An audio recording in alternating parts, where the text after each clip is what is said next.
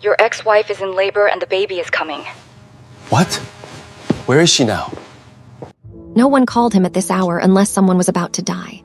He was Seoul's most dangerous man, a mafia boss whose empire stretched from the Han River to the docks of Busan. His phone rang at 3 a.m, cutting through the silence of his penthouse like a blade. Kang Min-ho didn't move at first, just stared at the unknown number glowing on the screen, his jaw tight with the kind of control that came from years of making enemies fear his name. But when he answered, the voice on the other end wasn't one of his men. It was a woman, breathless and afraid, speaking English with a desperation that made something long dormant crack open in his chest. "Is this Kang Min-ho? Please, I need you to come. She's in labor. Your ex-wife. The baby is coming." 8 months ago, he had signed divorce papers and watched the only woman he'd ever loved walk out of his life. Now she was calling him back from the edge of oblivion, and he knew with absolute certainty that nothing would stop him from reaching her. Not his enemies, not his pride, not even the lies they'd both believed. Welcome to K-Fairytale Stories, besties. Please like, share, and subscribe. Min-ho was already moving before his mind caught up to his body. He grabbed his keys, his phone, his gun because a man in his position never left home unarmed, and he was out the door before the woman on the line finished giving him the address. His driver appeared from the shadows, always present, always ready, and Min-ho barked directions as he slid into the back of the black Mercedes that had carried him through 1,000 deals and twice as many threats. Seoul General Hospital, private wing. Now. His driver knew better than to ask questions when Min-ho's voice carried that particular edge of desperation, wrapped in steel. The city blurred past in streaks of neon and shadow. Min-ho's hands were steady on his knees, but his heart was a war drum beating against his ribs. Amara, his wife, ex-wife, the woman whose absence had carved a hole in his chest so deep he'd stopped believing it could ever heal. She was in labor, with his child. A child he hadn't known existed until 3 minutes ago when a stranger's voice shattered his carefully constructed walls. 8 months of silence. 8 months of pretending he didn't dream about her every night. 8 months of telling himself she was better off without the darkness he brought into every room. All of it meaningless now because she needed him and nothing else in the world mattered. The hospital loomed ahead, all glass and steel and sterile efficiency. Min-ho was out of the car before it fully stopped, moving through the automatic doors with the kind of presence that made people instinctively step aside. The night staff recognized him instantly. Everyone in Seoul knew Kang Min-ho's face, knew what he was capable of, knew that crossing him meant disappearing without a trace. The receptionist's hands trembled as she pulled up the records, her eyes darting between her screen and his face like she was afraid looking too long might turn her to stone. Amara Wells, labor and delivery. 3rd floor, room 317. The words barely registered before Min-ho was moving again, taking the stairs because the elevator would be too slow, his expensive shoes silent on the polished concrete. His mind raced with questions he had no answers for. Why hadn't she told him? How long had she known? Did she hate him so much that she'd planned to raise his child alone, erasing him from their lives completely? The thought made something violent surge through him, made his hands curl into fists at his sides. He reached the 3rd floor and forced himself to slow down, to breathe, to remember that walking into that room like a storm would only terrify her. The hallway was quiet, just the soft beep of monitors and the distant sound of a baby crying somewhere. Room 317. He could see through the small window in the door. Amara was there, bent over in obvious pain, one hand gripping the bed rail while another woman, black like her with kind eyes and worried features, rubbed her back and murmured encouragement. The sight of Amara hurting made every protective instinct he tried to kill come roaring back to life with the force of a freight train. Min-ho pushed open the door. Both women turned, and the look on Amara's face when she saw him was everything. Shock and relief and something that looked dangerously like hope, all mixed together in those dark eyes he'd memorized years ago when he'd still believed in forever. She was more beautiful than he remembered. Her natural hair was pulled back from her face, her brown skin glowing despite the pain, her curves fuller now with pregnancy. She wore a hospital gown that did nothing to diminish her radiance, and Min-ho felt his breath catch because 8 months apart had done nothing to diminish the hold she had on his heart. Min-ho, she breathed his name like a prayer and a question all at once. You came. The disbelief in her voice cut deeper than any knife because of course he came. Did she really think there was anything in this world that could have kept him away? You called, he said simply, moving to her side like gravity itself was pulling him there, like his body remembered the way even when his mind had tried to forget. Did you think I wouldn't? His voice was rougher than he intended, betraying emotions he'd locked away for 8 months. Another contraction hit her and stole whatever response she might have given. Minho watched her face contort with pain he couldn't fix, couldn't threaten away, couldn't eliminate with money or power or violence. The other woman, her friend, stepped back to give them space, and Minho found himself doing something he hadn't done in 8 months. He touched her. His hand came to rest on her lower back, where he knew the pain centered, applying pressure the way he remembered from the pregnancy books he'd secretly read before their marriage fell apart, before the lies and accusations destroyed everything they'd built. Breathe, he murmured in Korean, then switched to English for her benefit. Like we practiced. Remember, it was a lie. They'd never practiced. They'd barely made it past the first trimester before his world had exploded around them, before doctored photographs and paid witnesses had convinced Amara he'd been unfaithful, before she'd walked away with divorce papers and a shattered heart. But the lie felt right in this moment, felt like the future they should have had, the one he was determined to reclaim no matter what it cost. Amara's laugh was breathless and broken. We never practiced. We barely made it past the first trimester before everything went wrong. The reminder of their broken marriage hung between them like smoke, but Minho pushed it aside because the past could wait. Right now his wife, former wife, the mother of his child, needed him to be present, to be strong. To be everything he'd failed to be when she'd needed him most. Her friend stepped forward, introducing herself as Selene, Amara's roommate and closest friend. She studied Minho with suspicious eyes, clearly protective, clearly unsure whether his presence was help or harm. The next few hours blurred together in a haze of pain and presence. Minho stayed at Amara's side through every contraction, every moment of fear, every second she gripped his hand hard enough to hurt. He welcomed the pain because it was nothing compared to what she was enduring, nothing compared to the 8 months he'd spent in a hell of his own making. Selene hovered nearby with water and encouraging words, but it was Minho that Amara kept looking at, kept reaching for, kept needing in ways that made his chest tight with emotions he'd buried under years of violence and power. When the doctor finally arrived, a calm woman with efficient movements and a no-nonsense expression, she took one look at Minho and Amara and asked the question that would change everything. Father. Her tone was professional, but her eyes were sharp, already cataloging the tension between them. The way Amara's hand clutched his like a lifeline, the way Minho's jaw was set with the kind of determination that suggested he'd fight anyone who tried to remove him from this room.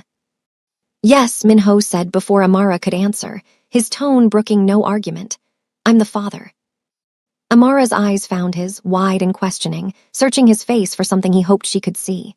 The truth, the regret, the desperate need to be part of this, part of her life, part of their child's future. She didn't contradict him. The doctor nodded, satisfied, and began her examination while Minho held Amara's hand and pretended his world wasn't tilting off its axis with every breath she took. The doctor's expression grew serious as she worked, her brow furrowing slightly. The baby's heart rate is dropping, she said calmly but firmly. We need to prep for an emergency cesarean section. Now. The words hit Minho like bullets. Amara's hand tightened around his, her eyes filling with tears. Is the baby okay? Will my baby be okay? The fear in her voice made Minho want to destroy something, made him want to tear down the walls until he found a way to fix this, to make the universe bend to his will the way everything else in his life did. But this wasn't his world. This was medicine and biology and things he couldn't control no matter how much power he wielded. The doctor squeezed Amara's shoulder reassuringly. We're going to take excellent care of both of you. Dad, you'll need to wait outside. No, the word came out flat and absolute. Minho's hand tightened around Amara's. I'm not leaving her. The doctor opened her mouth to argue, but something in Minho's expression made her reconsider. She'd worked in this hospital long enough to recognize power when she saw it, to know when a battle wasn't worth fighting. Fine, you can scrub in, but you follow my rules or you're out. Understood. Minho nodded once, already moving to wash his hands, to put on the sterile gown and mask, to do whatever was necessary to stay by Amara's side. The operating room was cold and bright and terrifying in its efficiency. Amara was awake but groggy from the epidural, her eyes tracking Minho's every movement like he was her anchor in a storm. He positioned himself by her head, one hand holding hers, the other stroking her hair with a gentleness that would have shocked anyone who knew him in his other life. "I'm here," he murmured against her temple. "I'm not going anywhere. You're going to be fine. Our baby is going to be fine. I promise." It was a promise he had no right to make, a promise that defied logic and medicine and fate itself. But he meant every word. The surgery happened behind a sterile drape that blocked Amara's view. Minho watched the doctor work with steady hands, watched her make the incision, watched her reach in and lift out a tiny, perfect, screaming human being. A girl. His daughter. The doctor held her up briefly before whisking her to the warming table where nurses suctioned her airway and wiped her down and performed all the mysterious rituals of newborn care. Minho couldn't look away. She was so small, so impossibly fragile, with dark skin and a full head of black hair and lungs that worked perfectly if her furious crying was any indication. "She's beautiful," Amara whispered, tears streaming down her face. "Minho, she's so beautiful," he couldn't speak. His throat was too tight, his chest too full of emotions he didn't have names for. Beautiful was inadequate. She was a miracle. A piece of him and Amara made flesh, proof that love could create something pure even when everything else was broken. The nurses finished their assessment and brought the baby over, placing her carefully on Amara's chest for skin-to-skin contact. Amara's hands came up to cradle their daughter, and Minho watched his entire world reshape itself around this moment. 7 pounds, 3 ounces, the nurse announced. Perfectly healthy despite the dramatic entrance. "What's her name?" Minho looked at Amara. They'd never discussed names. They'd never discussed anything because she'd been pregnant and alone and keeping it from him for reasons he still didn't understand. Amara's eyes met his over their daughter's head. "Naomi," she said softly, "after my grandmother. Naomi Kang." Minho's heart stopped at the sound of his last name attached to his daughter. Amara hadn't changed it, hadn't stripped away that connection even in divorce. "Naomi Kang," he repeated, testing the words, feeling them settle into his bones. "It's perfect. She's perfect." Later, after the surgery was complete and Amara had been moved to recovery, after the initial chaos had settled into the quiet hum of monitors and distant hospital sounds, Minho stood by the window holding his daughter while Amara slept. Naomi was wrapped in a pink blanket, her tiny face peaceful now that the trauma of birth had passed. She was so small in his arms, so vulnerable, so dependent on him for protection. Minho had held weapons and signed death warrants and built an empire on violence, but holding his daughter was the most terrifying thing he'd ever done. "You're going to have everything," he whispered to her in Korean. "Everything I never had. Love and safety and a father who would burn the world down to keep you safe. No one will ever hurt you. No one will ever make you feel less than the miracle you are. I promise you that." Naomi's tiny hand found his finger and wrapped around it with surprising strength, and Minho felt something inside him shatter and reform all at once. He'd thought his heart was made of stone, hardened by years of violence and betrayal and loss. But this small being had cracked it wide open, and he knew he would never be the same. Amara stirred in the bed behind him. Minho turned to find her watching him with an expression he couldn't quite read. "You're good with her," she said quietly. "Natural." Minho crossed to the bed and carefully transferred Naomi to her mother's arms, watching as Amara's face softened with a love so pure it hurt to witness. "I've had 8 months to prepare," she continued, her voice barely above a whisper. 8 months to read every book, take every class, imagine every scenario. But you just walked in and knew exactly what to do. How is that possible? "Because she's mine," Minho said simply. "Ours. And I spent 8 months imagining a future I thought I'd never have. When I read those pregnancy books before the divorce, it wasn't curiosity. It was hope. Hope that someday we'd fix what was broken and I'd get to be the father I should have been from the start." Amara's eyes filled with tears. "You didn't know. How could you have known when I didn't tell you?" The guilt in her voice made Minho sit on the edge of her bed, careful not to jostle her or the baby. "Why didn't you tell me?" he asked, the question that had been eating at him since the moment he'd learned about Naomi's existence. 8 months, Amara. You carried our child for 8 months and never once reached out. Did you hate me so much that you wanted to erase me from her life completely?" The pain in his voice was raw, unfiltered, the kind of vulnerability he never showed anyone. But this was Amara. She'd always been able to see through his armor, to find the broken places he tried to hide. I didn't know how to tell you, Amara said, her free hand reaching for his. I found out I was pregnant 2 weeks after I signed the divorce papers. 2 weeks after I'd convinced myself that you'd cheated, that you'd destroyed everything we built, that staying away from you was the only way to survive. And then suddenly there was this baby, this piece of you growing inside me, and I didn't know what to do. Part of me wanted to call you immediately. But the other part, the part that was still broken and bleeding, that part was terrified you'd reject us both. Minho's jaw tightened. I would never reject my child. Never. Even if you'd told me in the middle of signing those papers, even if you'd thrown it in my face as a weapon, I would have fought for this baby. For you, for us. Amara's tears fell faster now, silent tracks down her cheeks.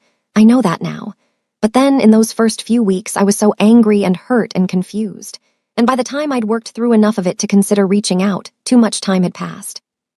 I convinced myself you'd moved on, that you were better off without the complication of a child you never planned for. Moved on? Minho's laugh was bitter. I haven't moved on, Amara.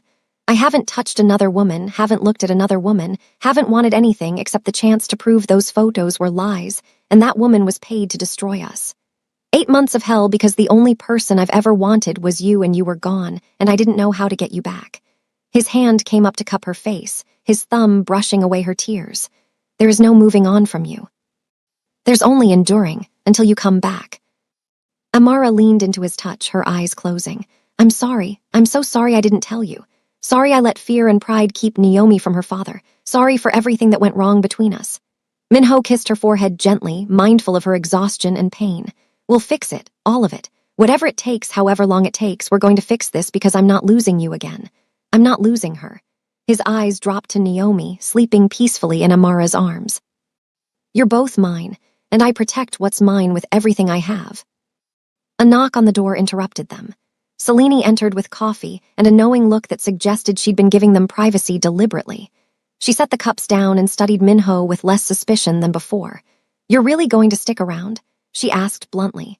Because Amara has been through hell, and if you're just going to disappear when things get complicated, it would be better if you left now before Naomi gets attached. Minho met her challenging gaze without flinching. I'm not going anywhere. Not now, not ever. This is my family, and I'm going to take care of them. Selene's expression softened slightly. Good, because that little girl deserves a father who shows up, and Amara deserves someone who fights for her instead of letting misunderstandings destroy everything. She picked up her jacket. I'm going to get some sleep, but I'll be back in a few hours. Try not to make any more bobbies while I'm gone. The comment made Amara choke on a laugh despite her exhaustion. Selene winked and left, closing the door softly behind her. The room fell into comfortable silence, just the three of them breathing in sync. The next morning brought complications beyond the emotional weight of their reunion. Minho was dozing in the chair beside Amara's bed, his body too large for the furniture but unwilling to leave, when his phone vibrated with a message from his second-in-command. 3 words. Urgent. Office. Now. Minho looked at Amara, still sleeping peacefully with Naomi in the bassinet beside her, and made a decision. He wasn't leaving. Whatever crisis had erupted in his absence could wait, or his men could handle it themselves. For the first time in his career, his empire took second place to something more important. But the universe had other plans. His phone rang and the name on the screen made his jaw tighten. Jung Taeyong, his most trusted lieutenant, the man who'd been running operations while Minho was at the hospital. Boss, we have a problem. The words were clipped, urgent, carrying the kind of tension that meant someone was about to die. Minho stood and moved to the hallway, pulling the door closed softly so as not to wake Amara. Talk. There's been chatter, Taeyong said. Your rivals know you're distracted. They're planning something. I don't have details yet, but the timing is suspicious. Right after you disappear for a night to be with your ex-wife. How do they know where I am? Minho's voice was cold, dangerous, the voice that made grown men flinch. Someone talked. We're investigating, but in the meantime you need to secure your position. They see weakness and they're going to strike. Minho's mind raced through options, through scenarios, through the careful calculations that had kept him alive and in power for 15 years. He couldn't leave Amara and Naomi vulnerable. But he also couldn't let his empire crumble because he was distracted by personal matters. Double security at the hospital. No one gets on this floor without clearance. And send Young Min to me, now. Young-min arrived 20 minutes later, a compact woman in her 40s with the kind of efficiency that came from years working in Min-ho's organization. She'd been his head of security for a decade, had saved his life twice, and was one of the few people he trusted completely. "Boss," she said by way of greeting, her eyes scanning the hospital hallway with professional assessment. "We have a situation." "Tell me something I don't know," Min-ho muttered. "What's the intel? 3 different organizations are positioning for a move against your territory. They think you're vulnerable because of the divorce, because you've been erratic lately." "I haven't been erratic, I've been grieving. There's a difference." Youngmin's expression softened slightly. "I know, but they don't see it that way. They see opportunity. And there's something else." She hesitated, which was unusual. Youngmin never hesitated. One of the organizations is being led by someone with a personal grudge. Someone who knew about Amara, who might have been involved in orchestrating the photos that destroyed your marriage. Min-ho went very still, his voice dropping to a whisper that was more terrifying than any shout. "Who?" "Lee Sunwoo, your former business partner, the man you cut out 5 years ago for skimming profits." Min-ho's hands curled into fists at his sides. Sunwoo. He should have killed him when he had the chance instead of showing mercy, instead of simply removing him from the organization and letting him walk away. Now that mercy was coming back to haunt him. What's his play? Youngmin pulled up security footage on her phone. He's been meeting with Amara's ex-boyfriend, the one from before you married her. They've been planning something together, something that involves her. Min-ho's vision went red at the edges. He'd known about Amara's ex, a man named Marcus Chen who treated her badly enough that she'd fled the relationship and ended up crossing paths with Min-ho. Marcus had tried to contact her several times after their marriage, had made veiled threats about exposing secrets that would ruin her reputation. Min-ho had dealt with him swiftly and efficiently, or so he'd thought. Apparently, Marcus had found new allies and a new reason to seek revenge. "Get me everything on Marcus Chen and Lee Sunwoo. Every communication, every movement, every person they've contacted. And Youngmin," his voice was deadly calm, "I want them alive. For now." Youngmin nodded and disappeared to make the arrangements. Min-ho returned to Amara's room to find her awake and nursing Naomi, her face soft with maternal love. She looked up when he entered and her expression shifted to concern. "What's wrong? You have your business face on. The one that means someone's about to have a very bad day." Min-ho sat beside her on the bed, careful not to disturb the baby. "There's been a threat. Against me, against my organization, and possibly against you and Naomi. I need to move you somewhere safer than this hospital." Fear flashed across Amara's face, but she held his gaze steadily. "Who? Why would anyone target us? We're divorced. I'm not part of your world anymore. You're the mother of my child," Min-ho said gently. "That makes you part of my world forever. And there are people who would use you to hurt me, who would threaten Naomi to force my hand in business dealings. I won't let that happen. We're leaving within the hour. I have a place prepared, somewhere secure, somewhere they can't find you." Amara's hand tightened around Naomi instinctively. "What about my apartment? My things, Selene?" "Everything will be taken care of. Selene can come with us if she wants, or I'll arrange protection for her separately. But Amara, this isn't negotiable. I'm not asking permission. I'm telling you what's going to happen because your safety, Naomi's safety, is the only thing that matters right now." His voice softened. "I know you're scared. I know you don't want to be dragged back into this life. But please, trust me one more time. Let me protect you." The desperation in his voice, the raw fear underneath his controlled exterior, was what convinced her. She nodded slowly. "Okay, we'll go. But Min-ho, you have to promise me something. Promise me you're not going to do anything that puts you in danger. Naomi needs her father. I need you." The confession hung between them, heavy with meaning. Min-ho cupped her face with both hands and kissed her forehead. "I promise, I'm not going anywhere. We're going to get through this together, and when it's over, we're going to fix our marriage and raise our daughter and be the family we should have been from the start." He pulled back to look in her eyes. "I love you, Amara. I never stopped loving you. I should have said it 8 months ago. Should have fought harder, should have made you believe me. But I'm saying it now. I love you, and I'm going to spend the rest of my life proving it." Amara's eyes filled with tears. "I love you too. God help me, I never stopped. Even when I hated you, even when I thought you'd betrayed me, even when I was signing divorce papers and telling myself I'd be better off alone. I loved you through all of it." Min-ho kissed her then, carefully because she was still recovering from surgery, but with enough intensity to leave no doubt about his feelings. When they broke apart, Naomi had finished nursing and was staring up at them with dark eyes that seemed impossibly wise for someone only hours old. "She has your eyes," Amara said softly, stroking their daughter's cheek, "and your stubbornness if the way she fought her way into the world is any indication." Minho smiled, a rare genuine expression that transformed his usually hard features. "Then she's going to be unstoppable." His phone buzzed again. "The car's ready. Youngmin is coordinating the move. Are you able to walk or should I carry you?" Amara assessed her body honestly. "I can walk with help. But Minho, where exactly are we going?" "Somewhere my enemies can't find you. Somewhere I can keep you safe while I end this threat permanently." The safe house wasn't what Amara expected. She'd imagined something clinical and cold, a fortress designed for function rather than comfort. Instead, Minho brought them to a sprawling estate in the mountains outside Seoul, hidden behind gates and walls but beautiful in a way that took her breath away. Traditional Korean architecture blended with modern security, gardens that whispered peace, views that stretched for miles. It was a home, not a prison, and the distinction mattered more than she'd expected. Minho carried Naomi, while two of his female security guards helped Amara navigate the stone path to the main house.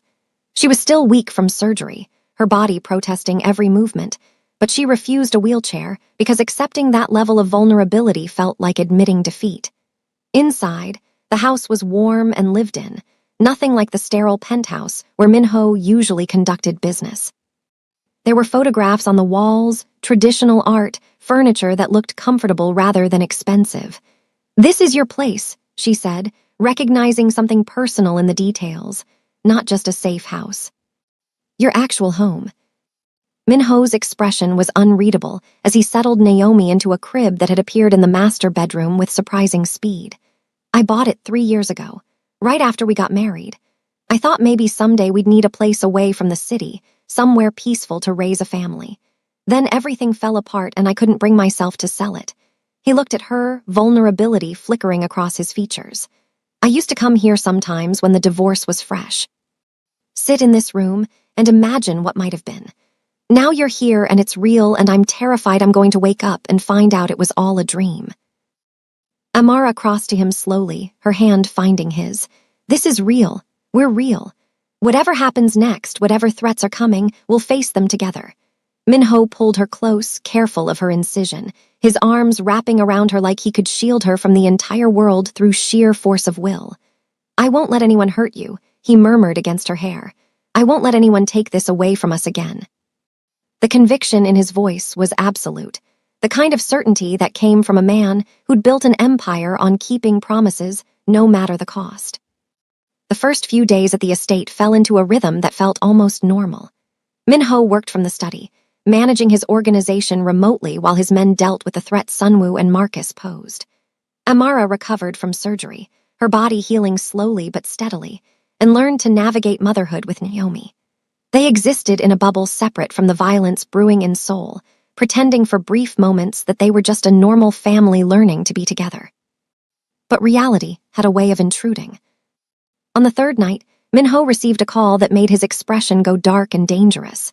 He stepped onto the terrace to take it, his voice too low for Amara to hear, but she saw the way his shoulders tensed, the way his free hand curled into a fist. When he came back inside, he was different. The soft man who'd been changing diapers and singing Korean lullabies was gone, replaced by the Mafia boss who ruled Seoul's underworld. "We need to talk," he said, his voice carefully controlled. "It's about Marcus and what he's planning." Amara's stomach dropped. She settled Naomi in the crib and followed Minho to the study, closing the door behind them. The room was lined with monitors showing security feeds, maps of Seoul marked with territories and rival organizations, the visual representation of Minho's empire. He pulled up a file on his laptop and turned the screen toward her. "These are communications my people intercepted between Marcus and Sunwoo." Amara leaned forward to read, her blood going cold as she processed what she was seeing. Plans to kidnap her. Plans to use her as leverage against Minho. Plans that went into disturbing detail about how they'd hurt her to force his cooperation. "He wants to destroy me," Minho said quietly. "Sunwoo has been planning this for 5 years, waiting for the perfect opening. The divorce gave it to him. He found Marcus, learned about your history together, learned about the pregnancy before I did. The photos that destroyed our marriage. Sunwoo arranged them. Paid that woman to pose with me, doctored the images, made sure they reached you at exactly the right moment to cause maximum damage. He orchestrated everything because he knew the best way to hurt me was through you. Amara felt sick, her hand pressing against her stomach as if she could somehow protect the healing incision there. Why? Why would someone go to such lengths? Because I took everything from him when I cut him out of the organization. His money, his power, his reputation. He's been living in the shadows for 5 years, building alliances, waiting for revenge. And now he has it, or he thinks he does. Minho's expression was cold, calculating, the face of a man who'd survived countless attempts on his life and emerged stronger each time. But he made a mistake. He threatened my family, and that's something I can't forgive.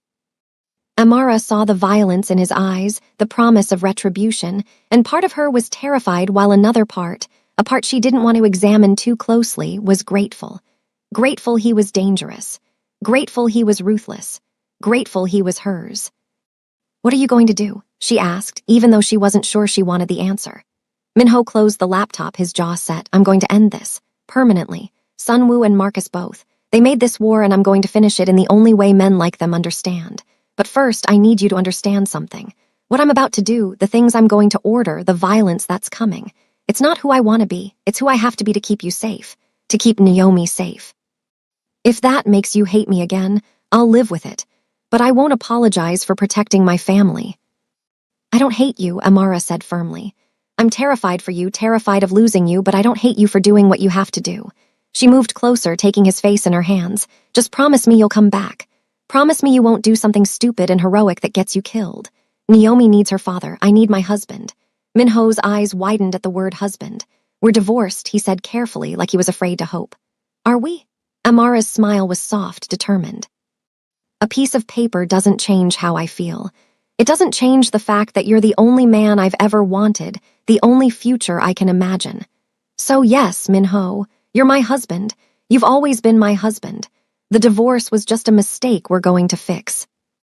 Minho kissed her with enough intensity to make her forget the pain of her healing body, forget the threats lurking in soul, forget everything except the feeling of his hands in her hair and his heart beating against hers. When they finally broke apart, both breathing hard, he rested his forehead against hers. "I'm going to marry you again," he said, his voice rough with emotion. "Properly this time. With our daughter there, with your family there if you want them, with the whole world knowing you're mine. But first, I have to deal with Sunwoo and Marcus. And Amara, what I'm about to do, it's not going to be clean or pretty or anything you should be exposed to." "Then don't tell me the details," she said simply. "Do what you have to do and come home to us. That's all I ask." Minho pulled back to look at her, his eyes searching hers for any sign of doubt or fear. But all he saw was trust, absolute and unwavering, and it humbled him in ways violence never had. "How did I get so lucky?" he murmured, brushing his thumb across her cheek. "I don't deserve you." "Probably not," Amara agreed with a slight smile. "But you're stuck with me anyway. Now go, handle this."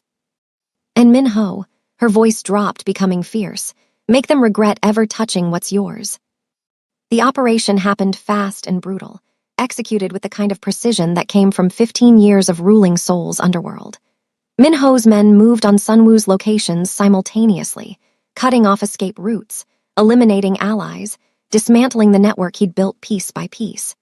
Minho personally led the team that went after Marcus, because some things required a direct touch, required sending a message that would echo through every rival organization in the city.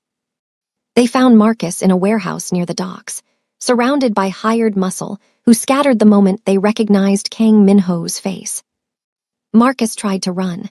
They always tried to run, but Minho's men were faster.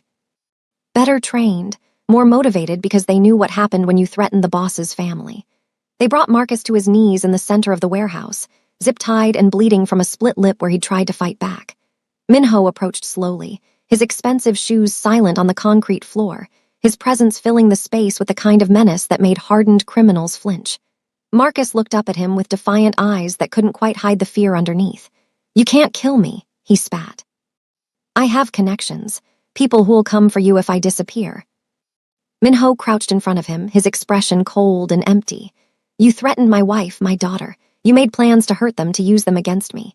His voice was conversational, almost pleasant, which somehow made it more terrifying. "Do you really think your connections matter now? Do you think anyone in this city is stupid enough to start a war over you? Marcus swallowed hard, his bravado cracking. She was mine first, before you, before your money and your power. She loved me, and you stole her away. The delusion in his voice was almost impressive. She was never yours, Minho said flatly. You hurt her, controlled her, made her believe she was worth less than she was. I gave her freedom and respect and love. That's why she chose me. That's why even divorced, even apart, she's still mine and always will be. He stood, nodding to his men. Make sure he understands what happens when you threaten my family. Then make sure no one ever finds him. Marcus's screams followed Minho out of the warehouse, echoing off steel walls, but he didn't look back. Some things required brutality. Some messages required blood. That was the reality of his world. Sunwoo was harder to find. He'd gone to ground the moment his network started falling apart, disappeared into one of the safe houses he'd prepared for exactly this scenario. But Minho had resources Sunwoo couldn't match, informants in every corner of Seoul, technology that could track digital ghosts. They found him 3 days after Marcus disappeared, holed up in an apartment in Itaewon with enough weapons to start a small war. The assault was surgical. Minho's tactical team breached the door at dawn, moving through the apartment with the kind of efficiency that came from years of practice. Sunwoo managed to get off 2 shots before they subdued him, both going wide, both desperate. When the smoke cleared, he was bleeding from a shoulder wound and cursing in Korean while Minho's men secured the scene.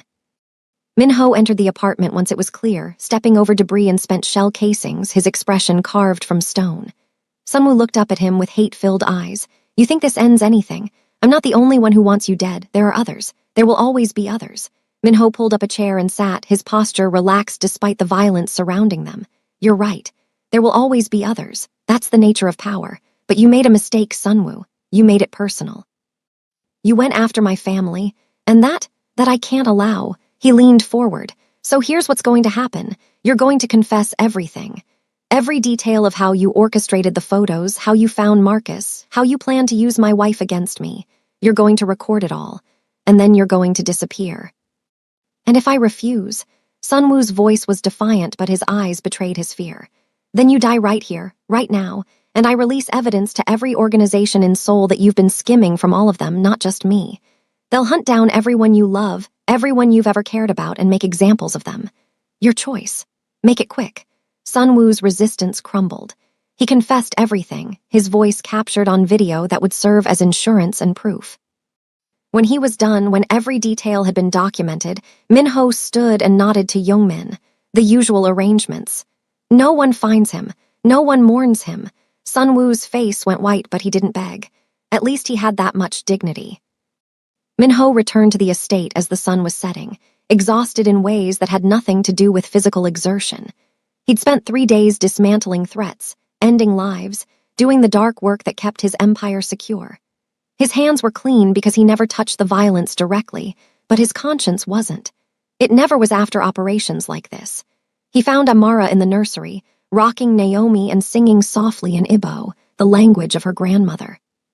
She looked up when he entered, her eyes searching his face for signs of harm.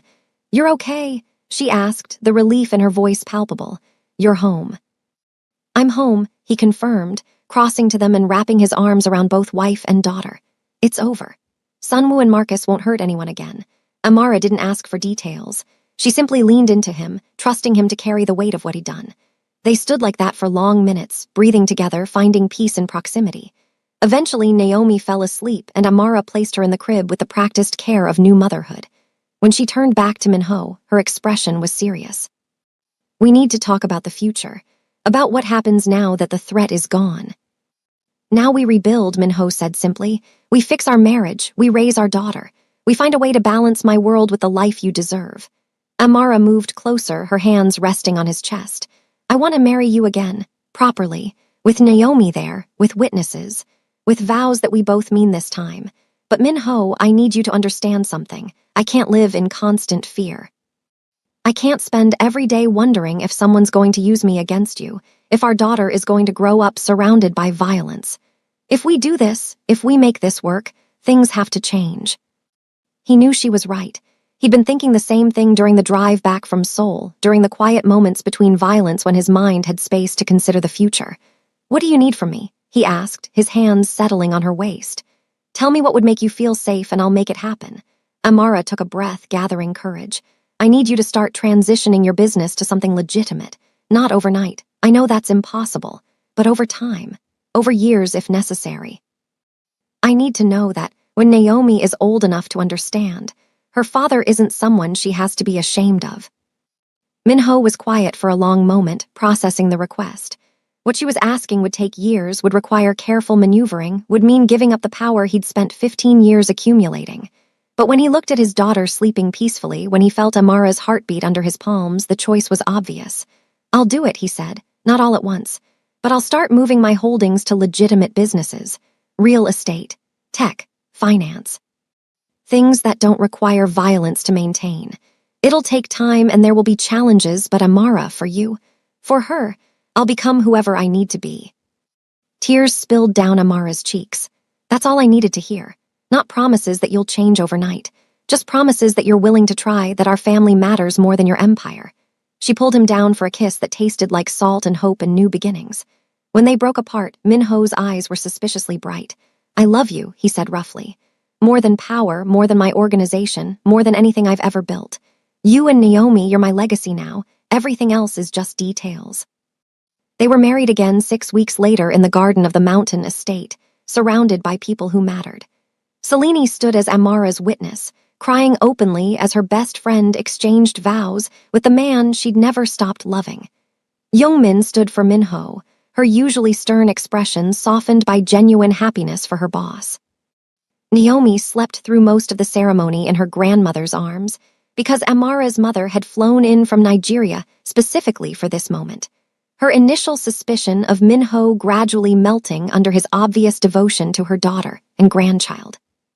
The vows were simple but profound. Minho promised to love Amara through every challenge, to be the husband and father his family deserved, to choose them over empire every single day.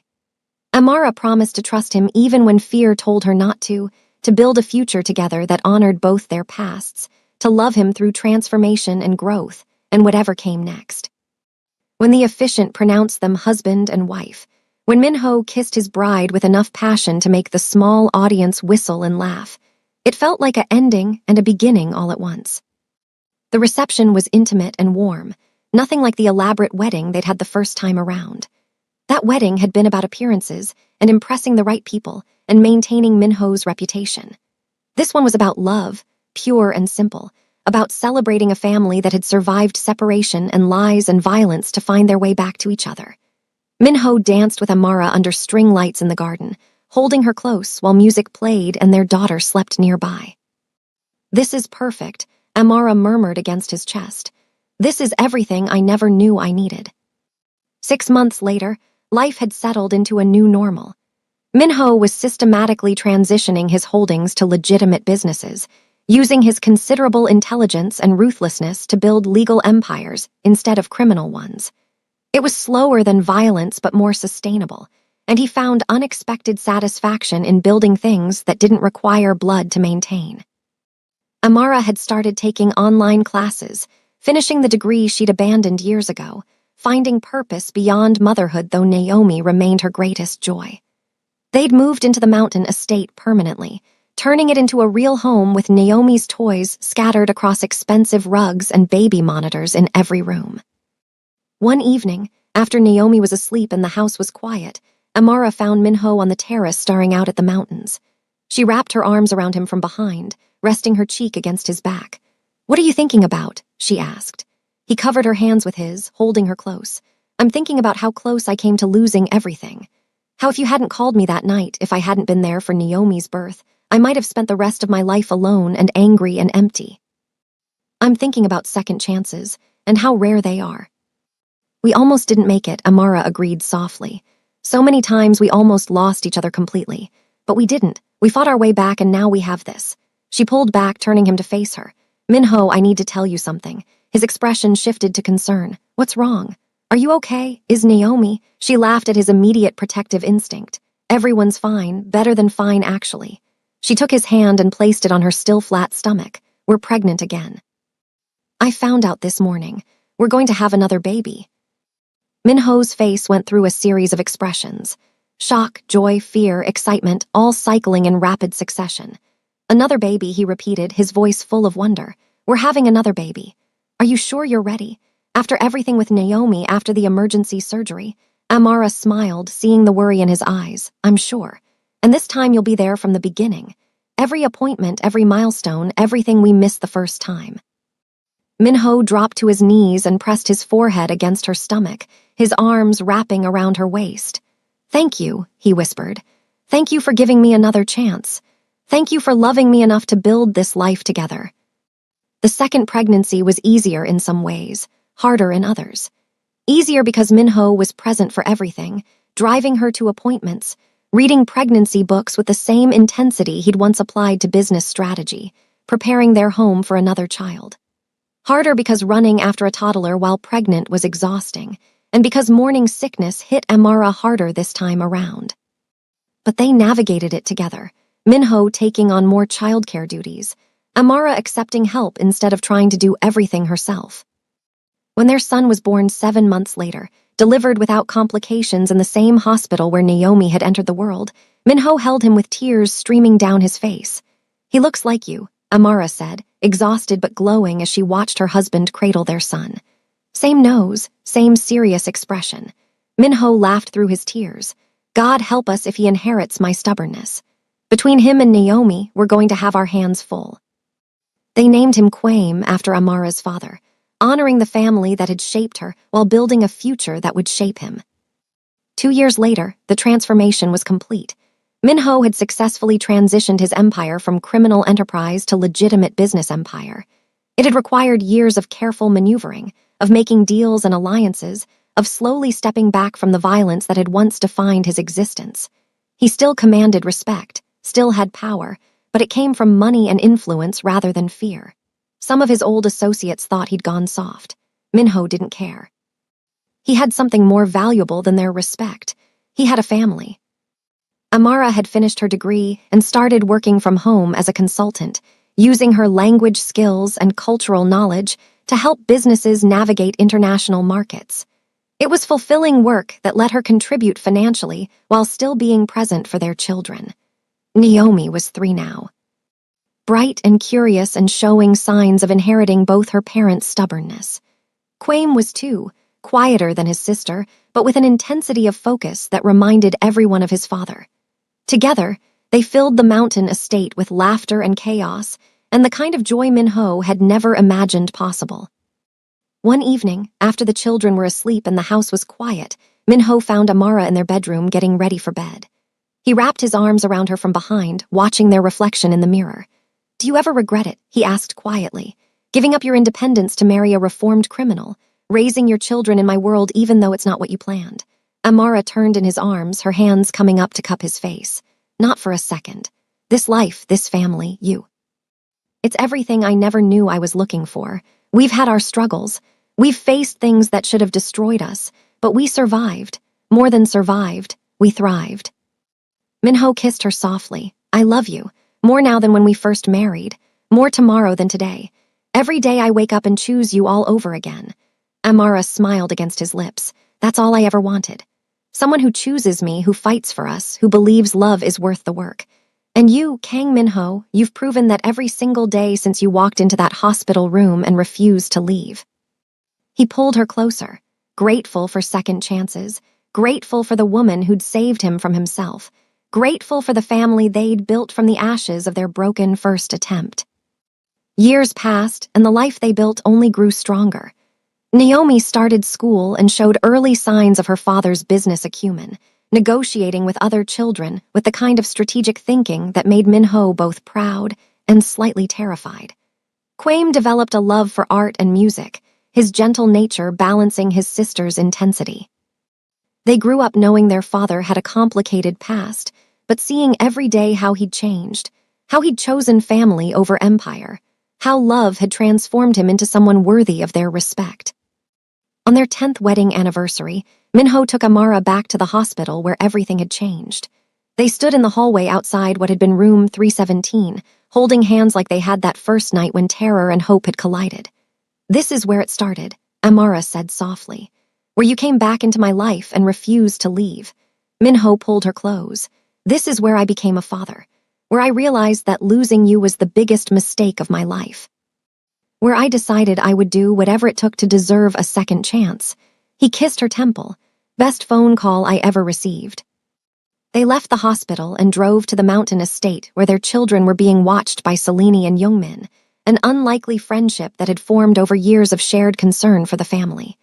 Inside, Naomi and Quame were building an elaborate fort in the living room, their laughter echoing through the house. Minho watched them play and felt his chest tighten with emotion he still wasn't fully comfortable expressing. "This is what I was meant for," he said quietly. "Not running criminal empires or making enemies fear my name. This, being their father, being your husband, building something real instead of just surviving." Amara leaned into him, her head on his shoulder. "You've built an amazing life for all of us. I'm proud of you, proud of the man you've become." The words meant more to him than any business success, any amount of money, any measure of power ever had. That night, after the children were asleep and the house was quiet, Minho and Amara lay in bed talking about the future, about maybe having another child, about the business opportunities emerging in new markets, about growing old together and watching their grandchildren play in these same gardens. It was a future Minho had never imagined possible when he'd been Seoul's most dangerous man. But now, wrapped in Amara's arms with his children sleeping down the hall, he couldn't imagine wanting anything else. The phone that had rung at 3 in the morning 8 months after their divorce, the call that had brought him to the hospital, had changed everything. It had given him back his family. It had given him a second chance at love. It had given him a daughter and then a son and a future worth living for. Minho had spent 15 years building an empire of fear and violence. But in the end, the only empire that mattered was the one he'd built with Amara. An empire of love and trust and second chances. An empire that would last longer than any criminal organization because it was founded on something stronger than fear. It was founded on family. And that was worth more than all the power in Seoul. That was worth everything.